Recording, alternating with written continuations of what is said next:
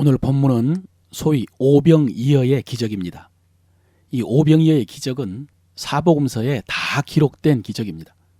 복음서에서 아마 가장 유명한 이야기일 것입니다. 그래서 설교학에서는 가능하면 탕자에 비유하고 오병이어의 기적은 설교하지 말라고 합니다. 어지간히 설교를 잘해도 특별할 것이 없이 성도들이 잘 아는 본문이라는 의미입니다. 그런데 여러분, 우리는 그 반대로 생각을 해야 됩니다. 그만큼 중요한 말씀이기 때문에 여러 번 기록한 것입니다. 그래서 오늘 말씀 속에 우리가 기억해야 될 중요한 교훈이 있을 것입니다. 오늘 예수님께서는 가버나움에서 사역을 하시다가 배를 타고 벳세다로 가셨습니다. 본문에 보면 예수님께서 제자들과 함께 잠시 쉬기 위해서 한적한 곳을 찾았다고 했습니다.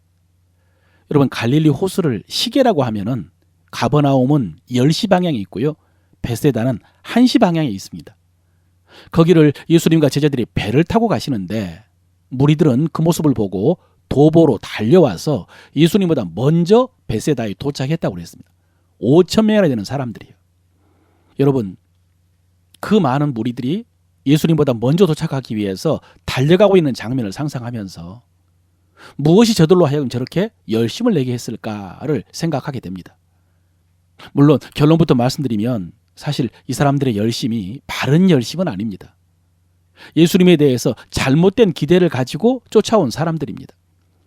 요한복음에 보면은 이때가 유대인의 명절인 유월절이 가까웠다고 그랬습니다. 유월절이 되면은 이스라엘 남자들은 예루살렘으로 올라가야 됩니다. 순례를 하는 것입니다.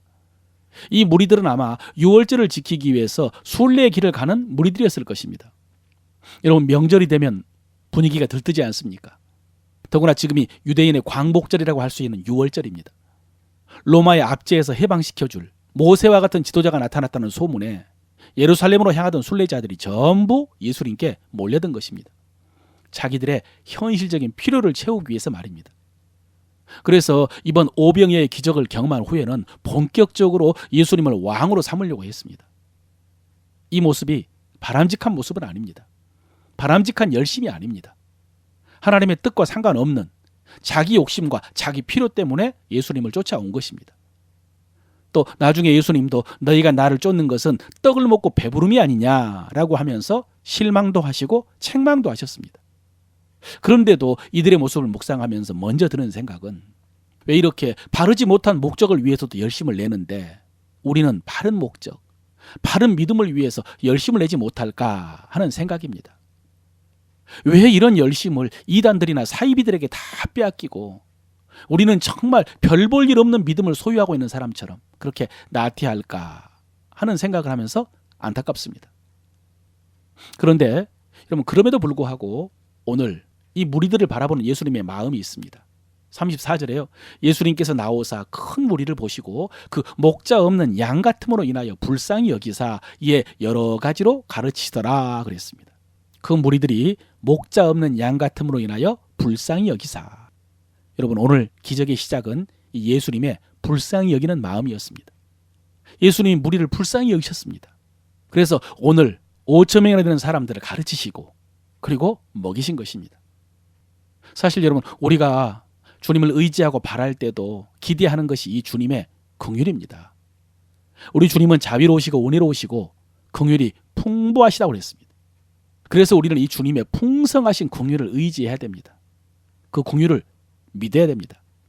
예수님께서 무리를 불쌍히 여기시면서 가르치시는데 날이 저물자 제자들은 걱정이 됐습니다. 그래서 예수님께 나아가서 무리를 두루 촌과 마을로 보내어서 무엇을 사 먹게 하옵소서라고 여쭈었습니다. 그런데 예수님께서는 너희가 먹을 것을 주어라 라고 대답하셨습니다. 너희가 먹을 것을 주어라. 여러분, 우리는 이 모든 결과를 알고 있기 때문에 이 예수님의 말씀이 다르게 들립니다. 예수님께서 너희가 먹을 것을 주어라 라고 하신 이 말씀, 여러분, 이 예수님의 말씀은 제자들의 힘으로 해결하라 라는 말씀이 아닙니다. 제자들이 책임지라고 하신 말씀이 아닙니다. 결국 예수님이 하실 것입니다. 예수님은 자신이 어찌할지를 알고 계셨습니다. 그런데 제자들을 통해서 하시겠다는 것입니다. 그 말씀이 너희가 먹을 것을 주어라 라는 말씀입니다. 예수님께서 너희에게 떡이 몇 개나 있는지 가서 보라 라고 하셨을 때에 알아보고 와서 말했습니다. 떡 5개와 물고기 2마리가 있다고. 여러분, 이것이 제자들이 해야 될 일입니다. 가서 알아보고 오라라고 하면은 그것이 제자들의 일입니다. 오늘 본문에서는 자세히 다루지 않았지만은 이 오병이어를 드린 사람은 한 아이라고 그랬습니다. 여러분, 이 아이는요, 어머니가 자기 먹으라고 싸주신 소위 도시락을 예수님께 드렸습니다. 이것으로 5,000명을 먹이실 줄 알고 드린 것은 아니었을 것입니다. 어쨌든 이렇게 5,000명의 무리 앞에서도 자기가 가진 오병이어를 드리는 것이 우리의 일입니다. 그 다음에 예수님은 때를 지어 무리를 앉게 하라라고 하셨습니다. 제자들이 그렇게 했습니다. 그리고 하늘을 우러러 축사하신 후에 제자들에게 주시면서 사람들에게 나누어 주게 했습니다. 이 모든 것이 우리의 일입니다. 주님은 이렇게 우리를 통해서 일하십니다. 그러나 우리가 한 일이 아닙니다. 우리 힘으로 하는 것이 아닙니다. 주님이 하셨습니다. 다시 말씀드립니다. 주님이 우리에게 명령하신 것은 우리에게 책임지라는 말씀이 아닙니다. 우리가 우리 일을 하면 주님께서 이루시겠다는 말씀입니다. 우리가 하는 모든 주의 일과 순종이 이렇습니다. 우리가 우리의 일을 하면 주님이 주님의 일을 하십니다. 주님이 이루십니다. 우리에게 기도하라고 하시면 우리는 기도하면 됩니다. 그러면 주님이 하십니다. 사랑하는 성도 여러분, 오늘 본문을 통해서 감동으로 주신 말씀입니다. 주님이 우리 안에, 우리가 주님 안에 있습니다. 우리가 주의 일을 하면 주님이 주님의 일을 하실 것이라는 믿음으로 순종하시기를 바랍니다.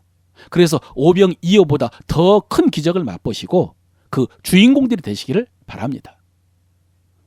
오늘 우리가 주야로 고백하고 지켜야 될 말씀은 이것입니다. 주님은 긍휼이 풍성하십니다. 주님은 긍휼이 풍성하십니다. 나는 주님의 긍휼을 의지합니다. 나는 주님의 긍휼을 의지합니다. 주님께서는 어떻게 하실지 다 아십니다. 주님은 어떻게 하실지 다 아십니다. 내가 내 일을 하면 내 안에 주님이 이루십니다. 내가 내 일을 하면 내 안에 주님이 이루십니다. 주님은 나를 통하여 오병이어보다 더 큰 기적을 이루십니다. 주님은 나를 통하여 오병이어보다 더 큰 기적을 이루십니다. 아멘.